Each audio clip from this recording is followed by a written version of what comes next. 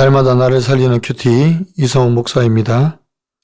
오늘 큐티 본문은 시편 39편 1절에서 13절까지입니다. 하나님 아버지, 지나가는 인생이 무엇인지 알기를 원합니다. 말씀해 주시옵소서. 듣겠습니다. 지나가는 인생은 첫째로 그림자와 같음을 인정합니다. 시편 39편은 임박한 죽음을 앞둔 다윗이 인생의 덧없음 앞에서 하나님께 드리는 깊은 성찰의 기도입니다. 1절에서 3절입니다. 내가 말하기를 나의 행위를 조심하여 내 혀로 범죄하지 아니하리니 악인이 내 앞에 있을 때에 내가 내 입에 재갈을 먹이리라 하였도다. 내가 잠잠하여 선한 말도 하지 아니하니 나의 근심이 더 심하도다. 내 마음이 내 속에서 뜨거워서 작은 소리로 엎조릴 때에 불이 붙으니 나의 혀로 말하기를 이라고 합니다. 다윗은 침묵과 탄식으로 악인들 앞에서 잠잠하려고 했습니다. 선한 말도 하지 않고 꾹 참으려고 했지만 다윗의 마음이 괴로워서 견딜 수가 없었습니다. 그래서 결국 입을 열게 됩니다. 내 마음이 내 속에서 뜨거워서 불이 붙었다는 것은 다윗의 억눌린 감정이 폭발하는 장면을 표현한 것입니다. 그러면 왜 다윗이 이토록 마음이 뜨거워서 불이 붙었습니까? 4절과 5절입니다. 여호와여, 나의 종말과 연한이 언제까지인지 알게 하사 내가 나의 연약함을 알게 하소서. 주께서 나의 날을 한 뼘 길이만큼 되게 하시매 나의 인생이 주 앞에는 없는 것 같사오니 사람은 그가 든든히 서 있는 때에도 진실로 모두가 허사뿐이니이다. 다윗은 인생의 허무함을 깨닫습니다. 그리고 인간의 삶이 한 뼘 길이에 불과하다는 존재의 한계를 인정하며 고백하고 있습니다. 6절입니다.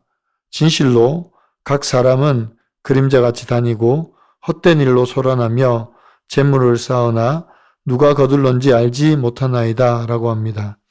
우리 인생이 얼마나 허무한지 그림자 같고 헛된 일로 소란을 피운다고 합니다. 또한 열심히 일해서 재물을 쌓아두어도 아무 소용없는 것이 그 재물을 누가 취할지 아무도 알지 못하기 때문이라고 말합니다. 우리도 마찬가지이지 않습니까? 한 치 앞도 모르는 인생을 살면서 재물의 욕심과 탐욕에 빠져서 그림자같이 쫓아다니기만 합니다. 이 모든 것이 허사임에도 불구하고 아둥바둥 사는 우리가 얼마나 어리석은지 모릅니다. 그래서 다윗은 하나님을 향하여 입을 엽니다. 여러분 어떻습니까? 나의 어려운 상황 속에서 나는 입을 다뭅니까? 아니면 소리칩니까? 나는 지금 내 앞에 보이는 덧없는 것들만 바라보고 있지는 않습니까? 그러면 왜 그것을 바라봅니까? 지나가는 인생은 둘째로 하나님께만 소망을 둡니다. 7절입니다. 주여, 이제 내가 무엇을 바라리요? 나의 소망은 주께 있나이다. 라고 합니다. 인생의 허무함과 덧없음을 깨달은 다윗은 나의 소망이 주께 있습니다. 라고 고백합니다.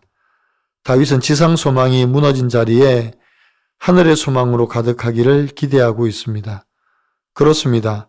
아무리 노력하고 열심히 살아도 우리는 아무것도 소유할 수가 없습니다. 왜냐하면 지금 우리가 소유한 모든 것들은 조금만 지나면 사라지고 헛되고 썩어질 것들이기 때문입니다. 다윗은 자신의 근본적인 죄성을 인정하고 하나님께 용서를 구하고 하나님의 주권을 인정하고 침묵합니다. 또한 주의 손의 징계 가운데서 자신을 옮겨달라고 간구하고 있습니다. 12절과 13절입니다. 여호와여, 나의 기도를 들으시며 나의 부르짖음에 귀를 기울이소서. 내가 눈물 흘릴 때에 잠잠하지 마옵소서. 나는 주와 함께 있는 나그네이며 나의 모든 조상들처럼 떠도나이다.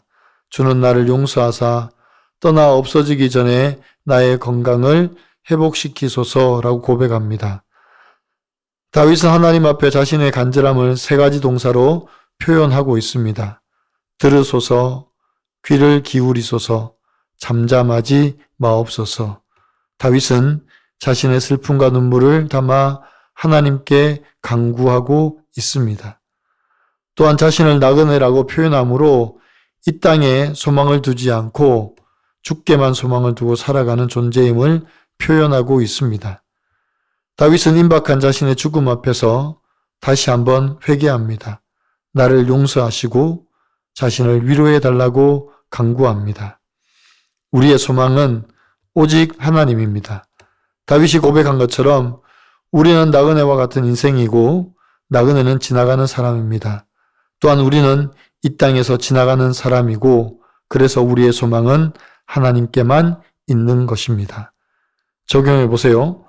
나는 이 땅에서 나그네의 정체성을 가지고 살아가고 있습니까? 내가 하나님께 소망을 두고 살아간다면 당장에 버려야 할 것은 무엇입니까? 내가 하나님보다 더 미련을 두고 움켜쥐는 것은 무엇입니까?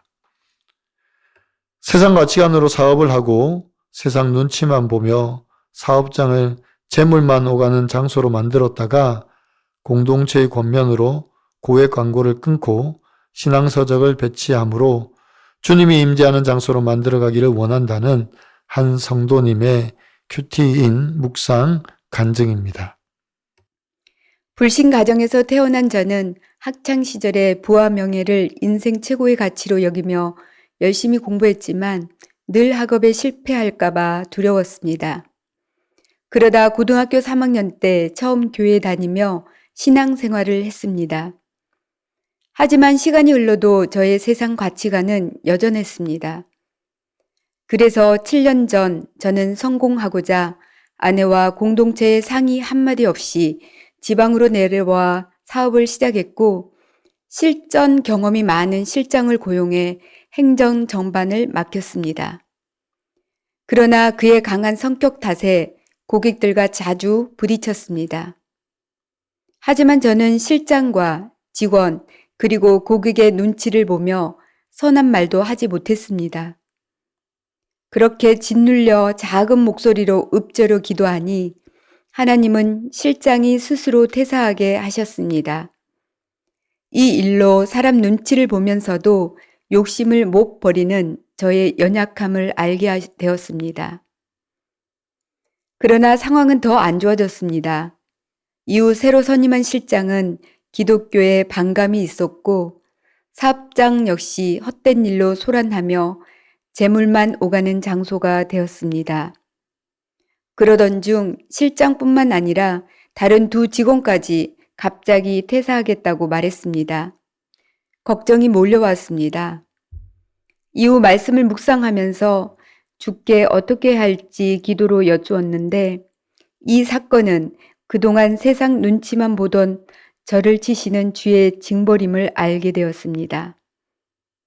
그래서 고액의 광고를 끊고 공동체의 권면대로 사업장에 신앙서적을 비치했고 또한 하나님이 주신 지혜로 실장에게 인수인계를 할 때까지 수개월 더 일해달라고 부탁하고 다른 직원들도 계속 일하도록 설득했습니다. 하지만 문제가 해결되니 제가 한 일에 생색이 올라왔습니다. 하나님의 일터를 또다시 헛된 재물을 쌓는 장소로 만드는 저입니다.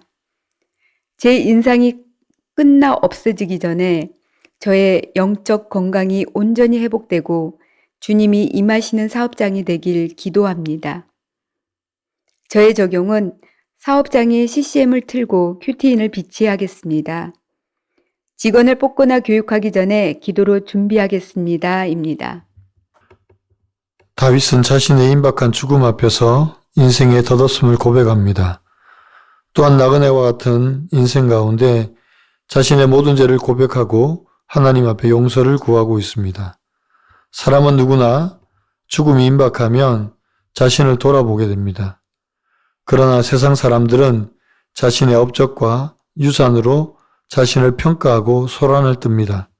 하지만 언약 백성들은 자신이 살아온 모든 순간에서 하나님과의 관계를 돌아봅니다. 그리고 회개하고 돌이켜 소망을 하나님께만 두고 갑니다. 사랑하는 성도 여러분, 인생의 덧없음 앞에서 날마다 나를 돌아보며 오직 하나님께만 소망을 두고 살아가는 저와 여러분의 삶이 되기를 간절히 축원합니다. 기도드립니다. 주님, 다윗과 같이 우리 인생의 덧없음을 고백합니다. 욕심을 내고 구하여도 얻지 못할 것을 위해 열심을 내고 있습니다. 이런 저희가 얼마나 어리석은지 모릅니다. 주님, 저희를 용서하여 주시옵소서. 우리가 나그네인 것을 깨닫게 하여 주시옵소서. 그래서 이 땅에서는 지나가는 자이며 우리의 소망은 하늘에 둔 것을 깨닫게 하여 주시옵소서. 좀먹는 세상의 것에 미련을 두지 않게 하시고 썩어지고 없어질 것에 우리의 마음을 빼앗기지 않게 도와주시옵소서. 하나님만이 내 소망이며 내 생명의 구원자이신 것을 날마다 고백하며 살아가기를 원합니다. 예수 그리스도의 이름으로 기도드리옵나이다. 아멘.